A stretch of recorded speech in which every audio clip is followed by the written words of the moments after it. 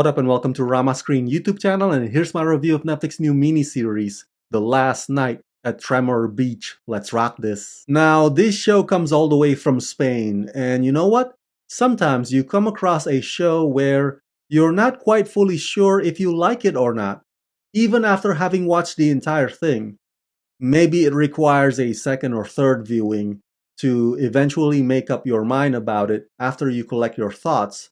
And that's how I kind of initially felt about The Last Night at Tremor Beach. What I do know for sure is that this show kind of gives off that The Dead Zone vibe. Remember that Christopher Walken masterpiece classic movie? But the problem with The Last Night at Tremor Beach is the same problem with a lot of Netflix shows from Spain.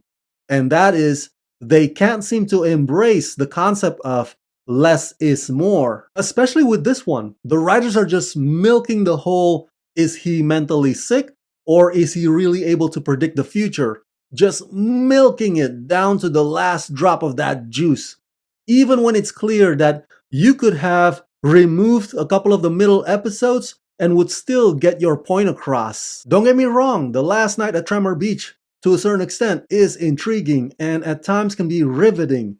But the show is also its own worst enemy, and sometimes it would get stuck in second gear. So I wouldn't blame you if you decide to cheat and jump forward to the final episode just to see the answers, because the show is not giving you enough reason to be a long-suffering, patient audience. Directed by Oriol Paulo and based on the novel by Miquel Santiago, in The Last Night at Tremor Beach, a musician and composer in crisis retreats into a coastal village in the north to finish his latest work.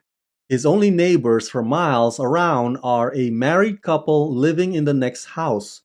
After a serious accident during a storm, the musician begins to experience some terrifying visions about his neighbors. Starring Javier Rey as Alex and Ana Polvorosa as Judy, co-starring Guillermo Toledo and Pilar Castro. The ups and downs journey of they're friends with the neighbors, and then they're not friends with the neighbors, and then they're friends with the neighbors again. It's exhausting and frankly very wasteful. It got to the point where I feel like the story would have worked better as a feature-length movie instead of an episodic series, because a lot of it also feels redundant and repetitive. And the episode focusing on Judy's background really upsets me. Look, there's nothing wrong with bringing awareness to a very serious issue. There's nothing wrong with fleshing out Judy's character arc, but I fail to see the correlation or the connection between her traumatic tragedy and Alex's ordeals or dilemmas with his neighbors.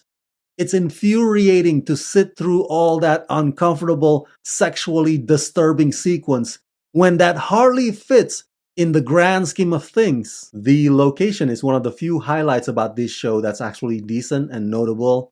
I read somewhere that the story in the book is actually set in Ireland, but the Spanish coastal town depicted on this show is visually pleasant. It's as if you can take a deep breath of air just by looking at the environment on the screen. The performances of all the actors across the board are super intense. The tone is dark and ominous and Hitchcockian. They have no qualms about it, and that creative choice is obviously intentional. The twist reveal at the end doesn't really shock me all that much because I've already had my suspicion as to what really happens by around episode 4. It's still watchable, but I wouldn't call it jaw-dropping or unique, and it's designed solely for the easily impressed, because anybody who has watched enough crime thrillers in their lifetime could easily spot that Kaiser Soze type twist coming a mile away. So yeah, overall I give The Last Night at Tremor Beach the rating of 2 out of 5. It's bloated, it's sluggish, it's mind-numbing, and its attempts on emulating the Dead Zone are just adequate efforts at best.